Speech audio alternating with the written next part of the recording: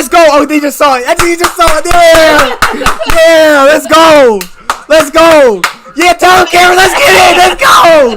Hold on, unmute this dude. I can't unmute you, but I like it. Let's go, man. What is up, everybody? Welcome back to another video. And in today's video, we are going to be keeping their tradition alive. Today, we are going to be reacting to Detroit Lions press conferences after yesterday's win. Hold up, and I said win? Yeah, I said win. Let's get it started. You know, I got to shout out DoseOfDion, man, because it was actually the first time I went live on YouTube. And, you know, guys don't know DoseOfDion. He put out a lot of good content for the Detroit Lions. Welcome in, everybody, to another video. Glad you guys are here. Today is Monday, so it's officially Saints week. But as you guys may be able to see from the board, I need a better marker. It's Victory Monday, right? So it's good. We can still kind of celebrate this win, but then we're going to start to focus on the Saints game. And here's what I'm thinking for the schedule. I'm thinking possibly today and tomorrow, maybe we'll break it into two parts. We'll break down the Lions game, how the Lions played against the Cardinals, the good, the bad, defense, offense. We'll see how we want to break that into two parts. And then I'm thinking somewhere midweek, maybe like Wednesday, possibly Tuesday, maybe Wednesday, we start to go into the Saints, start to break down the game plan there. Then by Thursday, obviously, we're doing our picks. And Thursday or Friday, I'll be doing my preview/prediction, and boom, all of a sudden, it's the Saints game. That's what the week's looking like for us. And in this video, we're going to run through these press conferences. And the great thing is, we got a lot of positive vibes from this, okay? We got to hear a lot of good things instead of the last couple weeks where it's just like, okay, we need to be better. It's like, okay, yeah, that's great. Can we just win a game, please? And we did, and I'm super happy that we did. And let me just say, you know, I thought I would sleep really well last night. Like, I did, but I had so many dreams about football. I had literally 2 different dreams about football. It was the weirdest thing ever. Let me just say, these were not pleasant dreams. These were sad dreams. I don't know. I don't want to discuss them because I was like, really? Really? Are you serious? This is the kind of dream I have to have? I'm really out here dreaming that the Lions lost when they won. Like, what is going on? Anyways, okay, let's focus on today's video. Let's get into it. We heard from Stafford first when it comes to Detroit Lions press conferences. We're just going to run through some of the key things that he said. I'll throw in some clips as we go. That's what I try to hang my hat on. You know, when the game's on the line, I want the ball. So let's get into it. The first thing he brought up was the defense. He said the defense played outstanding, giving us 3 turnovers. You can't ask for more than that. And he's absolutely right. 3 turnovers. That is a game changer. And again, I think we must give credit to the offense for not turning the ball over, because that's something that in the first 2 weeks we did. We didn't do that today, and that was huge. That was big, because if they're forcing turnovers and you're not giving it back to them, all of a sudden that's a huge advantage on its own, and that's big on the road, especially you're kind of the underdog heading into the game, right? When you're the underdog. I knew we had the talent to win, okay? This team's talented, but we were technically the underdog, so it's good to win that turnover battle. He did say that we probably should have scored maybe 40 points, and it really does come down to the red zone play there. And I look back at the red zone lines, we're 2 for 6 in the red zone. I think that's touchdowns, but I'm not completely sure.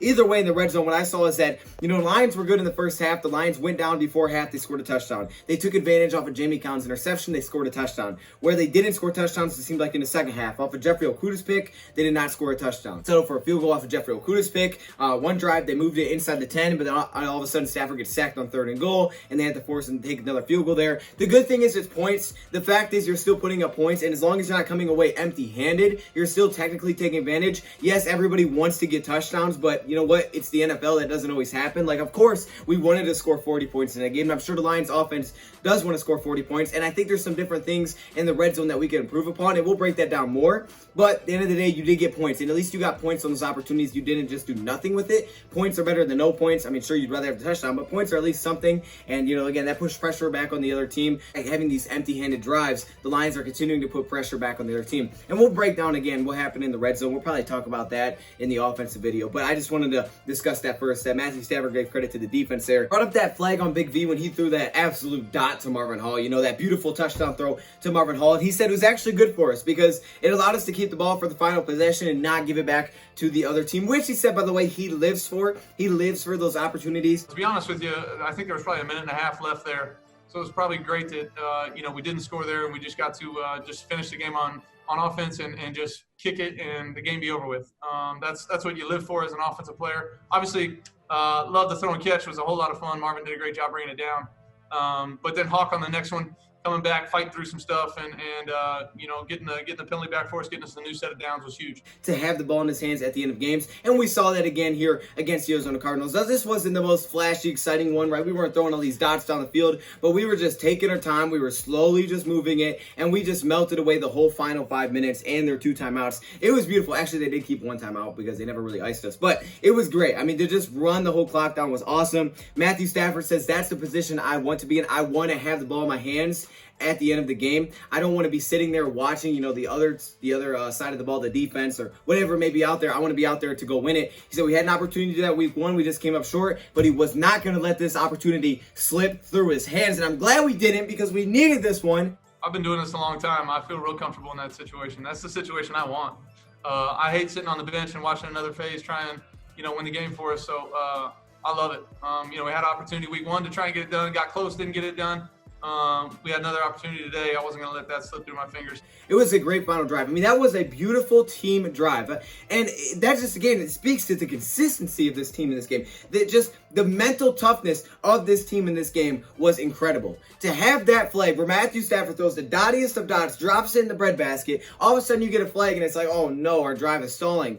And you come back, Hockenson runs a great route, it's a great play design to get TJ Hockenson, called for a pass interference. Matthew Stafford said, hey, you have to force yourself to say it is what it is, even if you don't want to, it is what it is, because you got to bounce back and make the next play. They get the pass interference, all of a sudden they continue to drive. Marvin Jones Jr. comes up late when you didn't hear about him much early in the game, and these guys just step up. Kenny Galladay, right, they're getting first downs. Marvin Jones was great, breaking a tackle, getting the first much more, and staying in bounds.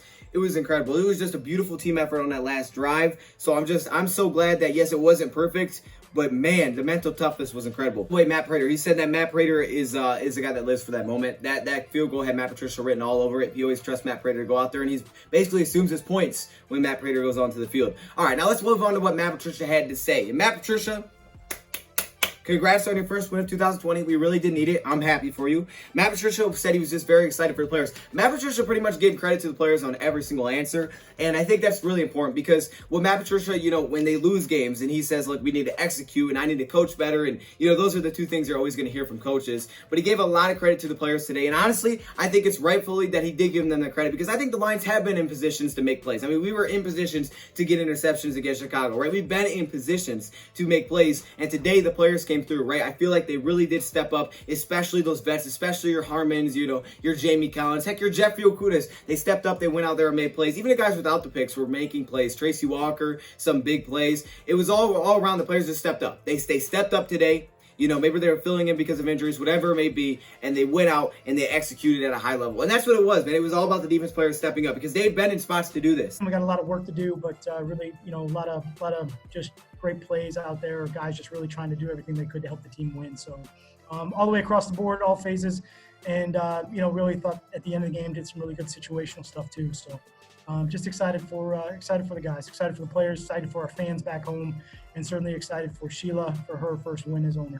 And I'm seeing the people like, oh yeah, Matt Patricia blitzes, they get pressure inside, force turnovers. People act like we've never blitzed before. Like I said, the first game we blitzed over 30% of the time against Chicago. It is just the opponent we go against. And I'm curious to see the numbers on this one. I'm ready to watch it back. But we didn't blitz a ton. I mean, we did mix it in here and there, and it was great. Like I said, it was great how well he disguised that for that Cardinals offense, trying to keep him guessing because they had me guessing. I didn't know when it was coming, and it was great. It was just great overall. He said one thing that you love about Duron Harmon is after the game, he comes up to me and he says, I owe you one, that's on me. And that's when Duron Harmon dropped that interception, which, if he would have caught that, they don't score that drive. But he still played a heck of a game. Duron Harmon's been outstanding up to this point. He's been outstanding the last 2 games, no doubt. The best part about all of it, you have turnovers like that. It's great. And then, Duron comes up to me after the game, and this is why you love him, because he's like, I owe you one. That's my fault. The touchdown, he didn't even care. I was like, all right, well, we won. We're good. Okay, we'll move forward. But, all he cares about is, trying to be perfect over the time and trying to make the best plays. And that's the stuff that's got to, just breed into everybody else on the team. So Duron Harmon, he still made a great play knocking it away, but he could have had the interception there. We know that. But that's just kind of the strive for perfection that a guy like Duron Harmon gives off, right? He wants to be perfect, and you're not going to be perfect, but that's good because it means you're going to be great, right? You put your bar so high that even if you don't reach it, you're still playing at such a high level, and that's what the Lions need to do as a whole here. And I think we saw that. I think we saw them come together, and I think again this was mentally tough, right? The Lions went out there; they seemed like they were on a mission defensively to just silence the haters, dog, and they did. Game plan was sort of to slow the game down and control the ball, and we saw that on the field. The Lions ran the ball a lot. Now in the second half, I think it was 11 of the 15 first down plays they did run the ball, and it wasn't very successful. And we know they did rock heavy with Adrian Peterson. I get the strategy behind it because the Lions really were trying to control time possession against explosive offense. Help out your defense, dude. You're playing the Cardinals offense with all these weapons. Yeah, help out your defense, especially with the injuries that you have. And they did rely on the defense too, right? You said take a long field goal this time. Prater maybe have knocked it through, but you said, okay, you know what? We're going to rely on our defense. We're going to pin them back because Jack Fox, you trust in Jack Fox to knock it at the 2, and the defense goes out and gets 3 out. You got Amani out there making plays, right? They just trust the defense. And I think when you trust your defense, it also instills confidence on them, and it kind of goes back and forth. And that's what these guys really need, especially these young guys. You know the vets are going to have confidence. You know those guys make plays. We've seen it. It's really about these young guys, I think, to believe in what's going on. And I think one of these wins like this, and when you see the 3 interceptions, you know, they get to look back and say, you know what? I see the vision here. I see what we're building here. I see the potential with where this defense is going. And I think that's why this game was just so big. Let's give credit to the players for making great plays. You know, I think that they just really did an outstanding job of studying film this week. And I think they may have saw a couple things, but I think they did a great job. But the Lions, you know, obviously their strategy was to control time possession, and I would have liked to see more carry on. And you know, he only got 3 carries on the game. I don't even think Swift got a carry. It'd been nice to see those guys, but at the same time, I also can't fault them because I kind of, like a lot of people, were kind of going at them for not giving Adrian Peterson more carries early in the season, right? They kind of went away from it. So the Lions said, forget it. We're not going away from it. We're going to pound this. And it's not really something, it's always hindsight when you run the football, because in the first half it worked really well. In the second half it didn't as much. I mean, there was a couple of, 4 or 5 yard gains. For the most part, it wasn't great, but you don't know until you hand it off, right? So for the Lions, to play that way, and yes, I would have liked to see more play action. I think they have to do that. I think they have to let Matthew Stafford take more shots, especially when you see how sensational he was today. But sure, the strategy was to pound the football. And at the end of the day, you put trust in your guy, Adrian Peterson, and you felt good with him, and you just kept feeding the hot hand. I mean, it is what it is, man. You just fed the guy, and it worked out for the best. So I'm glad it did. So that was Matt Patricia. Shout out to Matt Patricia on his first win. It was great. Jeffrey Okudah, who got his first interception, who, again, didn't have the best game of his career, but this was a huge moment and a huge game changer. And Okudah said he was tired of being disrespected, and he believes the whole defense was tired of it. Okay, I like that, Jeff. Personally, I was tired of being disrespected by everyone. I think the whole defense was tired of being disrespected. The whole team tired of being disrespected. So this is a game that we took personal. We knew that we had to get back on track in the win column. And going against this offense was a great opportunity to show the work that we put in this week. It's coming out with an energy. He said, we took this game personal, and I hope they take every game personal. I hope you do.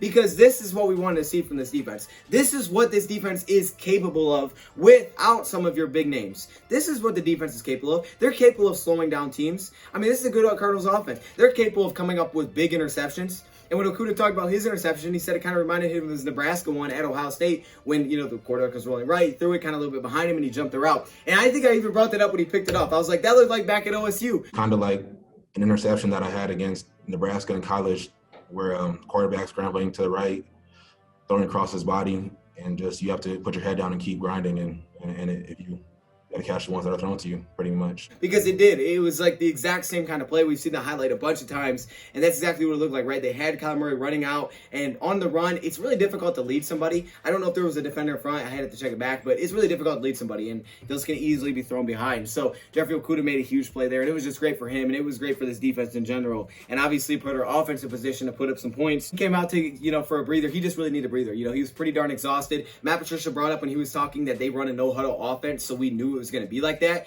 And Jeffrey Okudah said, look, it's the NFL running a college football offense. So he said, I was just pretty darn exhausted. I just need a breather, be honest with you. He did come out for a few plays. There was some kind of dialogue going on there. I'll have to check that back, see if I can figure out what was going on. But either way, man, I think Jeffrey Okudah definitely improved. He wasn't the best, but he's going to continue to improve. And like Jamie Collins said, Jeff needs to go through these things. So let's just hop over to Jamie Collins, who said he needs to go through some stuff like this. Collins had an incredible interception as well. But I think what we saw from Collins is kind of what we expected, right? That's what we expected to see out of this guy. When you pay a guy that much money and he's known to be coverage linebacker, that's what you expect to see, and that's what he did today. He played his role really well. Duron Harmon, talked about the high throw that he had the one interception on. He said that, we kind of knew that Kyler Murray, he's 5'9". If you get in his face, he's going to sail. And that's something I brought up in the game plan because I saw that against, I think it was it Washington? I think it was against San Francisco, where when they got in his face, the ball sailed on him. It may against Washington as well. And that would allow, the back end to make some picks. So he said we were told to be ready for tip balls, balls that are going to be going overhead. So the safeties had to have their, heads up, be prepared.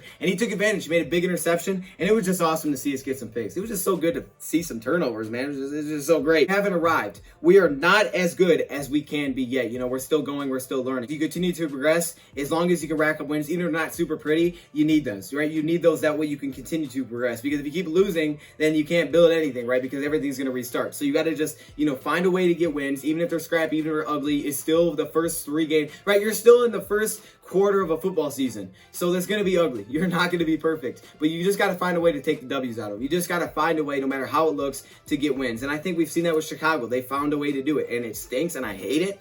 That's why we need to keep winning, because our division is not playing soft. They're not going to. Our division isn't going to go out there and lose game. We have a tough division, and they've shown they're going to find ways to get wins. So we have to continue to find ways to get wins ourselves, and hopefully we get an opportunity to face them again. We can take advantage and we get right back into this mix. And Matt Prater said he expects to make all of his kicks, but when he hits, game winners, kind of blacks out, doesn't really know what happens. He's just saying stuff, doesn't remember what he says, but, it's still a big deal, even though he expects to make them.